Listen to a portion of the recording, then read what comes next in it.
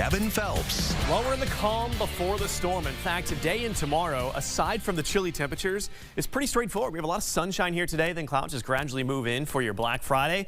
This is as good as the roads are going to look here over the next couple of days. So no issues out there right now.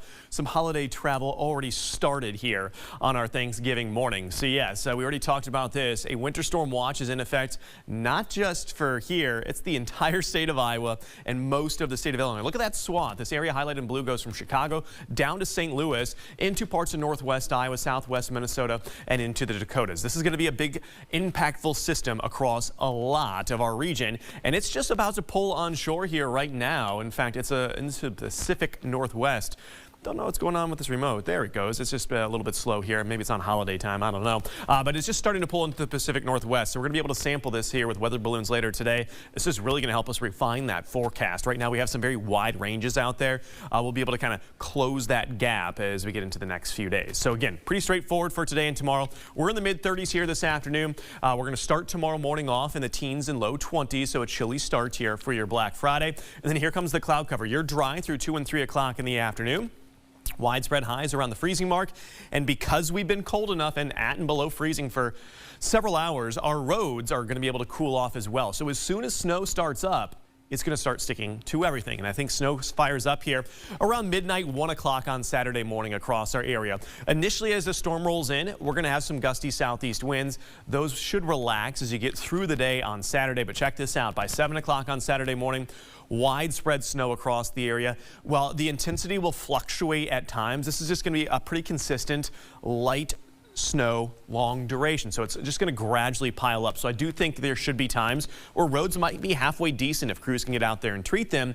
However, the snow is just going to continue to here right into Saturday afternoon. This is 4 o'clock, and you notice that we're all encompassed in snow. We're kind of trending more on the colder side of the system, meaning it's more of a snow event than maybe a wintry mix event here off to our south. And again, by 7 o'clock on Saturday, snow continues. And notice as you get towards midnight on Sunday, the area of low pressure starts rolling in. As this happens, winds are going to pick up. So this is why I think some of the impacts are going to linger well into the day on Sunday as some blowing potentially occurs. And here's kind of looking at the impacts. We're kind of right in between the moderate impact here across the entire area, and that area highlighted in red there from Viola all the way to Kewanee could be some major impacts, especially open and rural areas where we maybe get some of that blowing and drifting snow. The worst travel time here this weekend will be 6 o'clock on Saturday morning. You can see this highlighted in the bright red all the way through 6 o'clock on Sunday morning. The winds again pick up during the day on Sunday. Bitterly cold air settles in wake of this system. All the snow looks to be done by midnight on Sunday, but again, those impacts linger because the winds pick up. This is a very preliminary snowfall forecast. This is going to change, but I think a widespread 6 to 12 inches of snow likely across our entire area.